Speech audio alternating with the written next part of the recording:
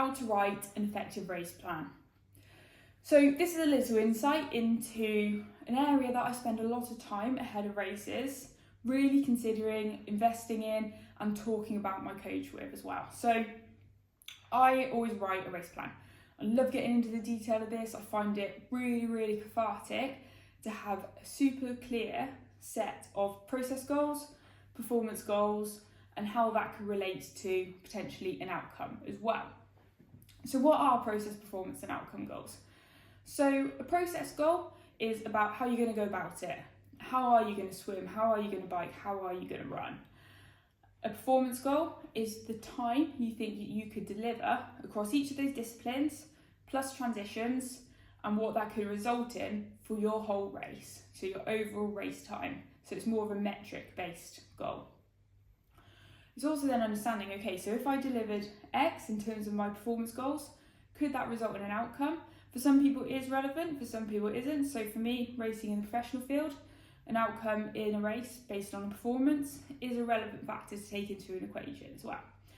But it always comes down to understanding how to set these process, performance and outcome goals in the first place, making sure your goals are actually aligned with where you're at in terms of your training, so you actually can find them really, really motivating to have.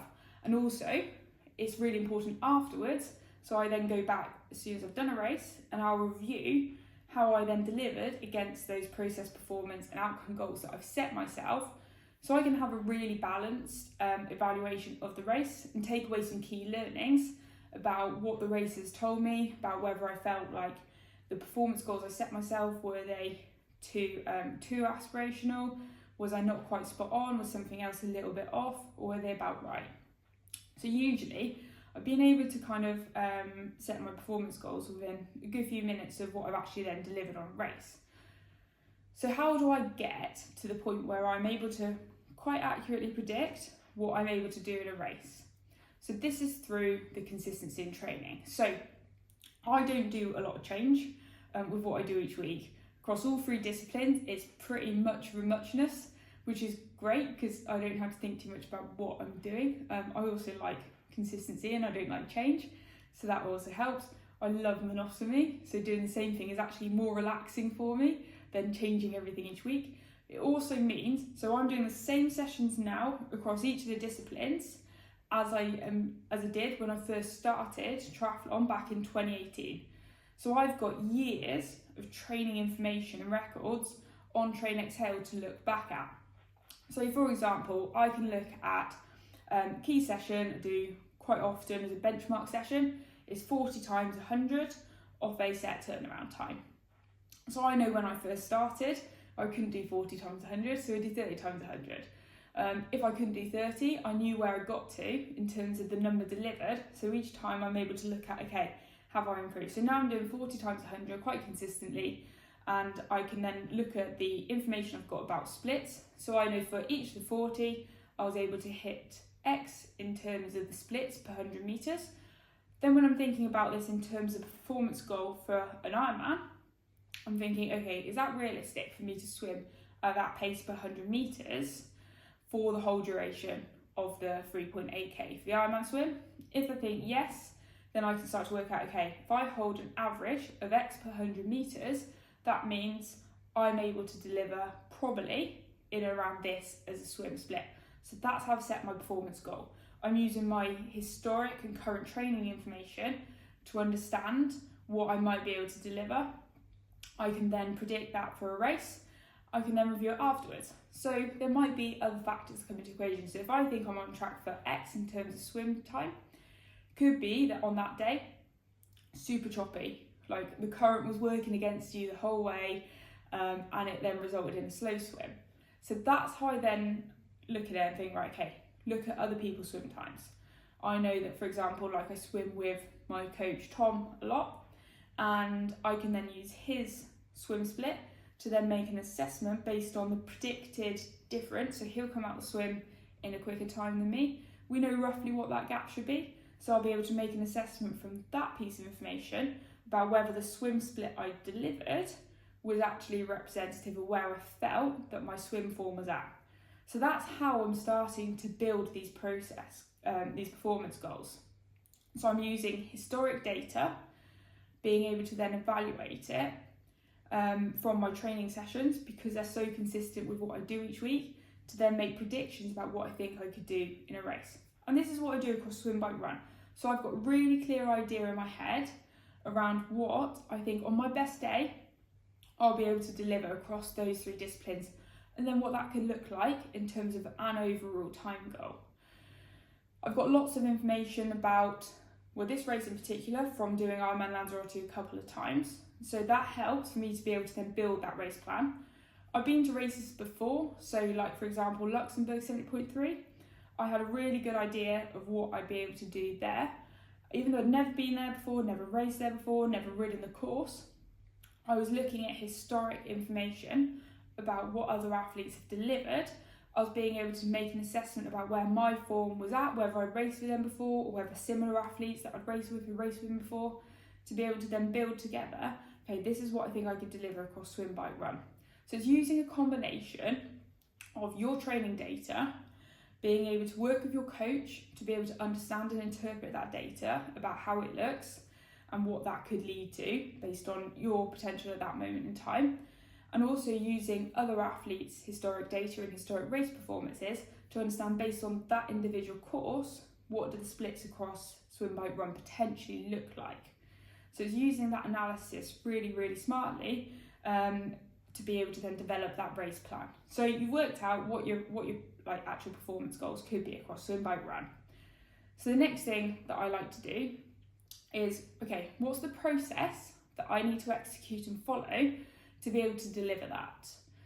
And for me, I kind of break this down maybe a little bit more holistically than say, this is what I need to do. So for example, like on the bike course, I don't have a power meter on my bike.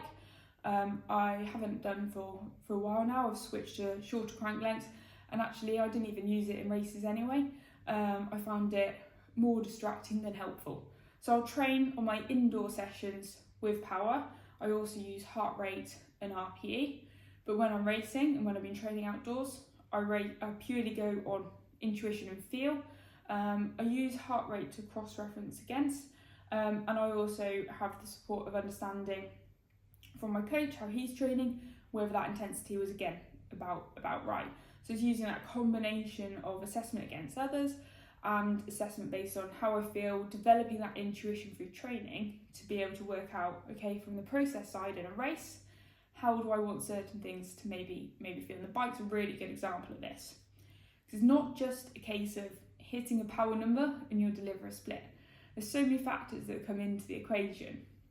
Road surfaces, wind direction on a given day, different courses have different level of like climbing, descending. There's so many things that have an impact, and I've seen lots of examples of athletes totally railroad their race because they're fixated on, that's my Ironman power, that's the number I've got to hit. So for me, a process goal across swim, bike, run is a little bit more holistic. So I break it down into sections. So the bike course here, break it down into sections of how am I going to ride it, how am I going to approach, how am I be feeling at that point in time. Am I thinking about where do I need to take my nutrition on? Have I taken enough at that point in time? So those are more the things I'm thinking about with process. What am I going to do? One of the things I love to do at the start of a swim, I always write this in my race plan, is to take a moment, to look around, look at all of the people that have come out to support, look at all of the people that you're about to share that day with, and just be absolutely in awe of what you're all about to do together. Because let's face it, like when you get to the race, it is about a day to showcase your hard work, the preparation, the time you've put in to getting to that start line. So that's one of the most important process goals I have, is to share it.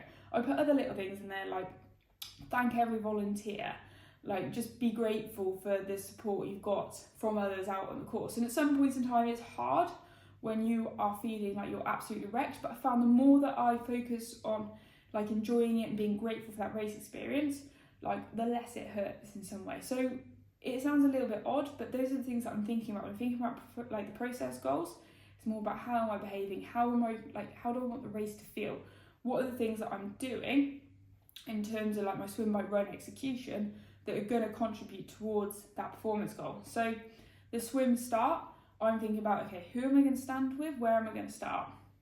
What are the things that I need to be thinking about? And the swim's a tougher one for me, in that I only started swimming when I started triathlon. So I was only in 2018, plus we've had the pandemic in the middle. So I need to focus, so I write down, these are the technical things I'm going to focus on. What I need to make sure is, because I'm really good at focusing on one thing, I don't then miss opportunity tactically to then swim on the feet that I'd like to ideally be there with. So I'm then in a group, it's made it a little bit more efficient, a little bit easier, because I'm so fixated on that. So I had to remind myself of things like that. So that's what I do for swim, bike and run. I set myself a list of process goals, and that can be the more holistic things about how you want it to feel, how you will approach different sections of the course. It's also making sure you've got your nutrition strategy absolutely dialed and you know exactly how much you're going to take on at certain points. Again, that comes back to, have you set your process goals so you know how long you're actually going to be out there for? So your performance goals, you know how long you're actually going to be out there for, so you can calculate that correctly and you're not just pissing in the wind with that at all. And then I also break it down into more behavioural goals. So I'm under no illusion that when I'm racing, like I set myself high standards in terms of how I conduct myself and represent myself. And this is so even more important for me on a race day, is to make sure I've professionally represented myself, passion fit to the best of my ability.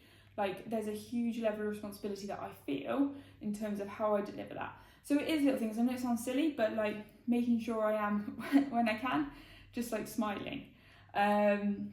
Showing that I am enjoying it, like on the inside, I'm absolutely loving it, but I need to make sure that actually reflects like on the outside as well. And then I think about things like after the race, so that post-race recovery process, and making sure as soon as I've finished, okay, have I got on correct nutrition, hydration, what's that next step going to be? Because that's really important, is I'm not just thinking about that race and that moment in time, it's okay, what's the next phase coming up? What have I got in terms of potential races? How am I after this race? What do I want that recovery phase to look like? So it's all of these different things that start to come into the equation with that. So that's how I kind of like start to build my race plan. So it's looking at sort of your process, performance and potential outcome goals if that's relevant to you. Working with my coach to understand the goals that I've set for myself, whether they're realistic, how we then go about that in terms of looking at training data plus historical race information to understand that, developing that process that could lead to that, but also understanding, okay, if that doesn't happen and these uncontrollables come into the equation, how are you also going to overcome those? So this is what I love, is I love feeling really prepared. I've got my race plan to look at, I've got I can keep looking through it over the week leading into the race, keep checking everything, and I've got that really, really clear in my head. So when I get to the start line, it then hopefully will just click.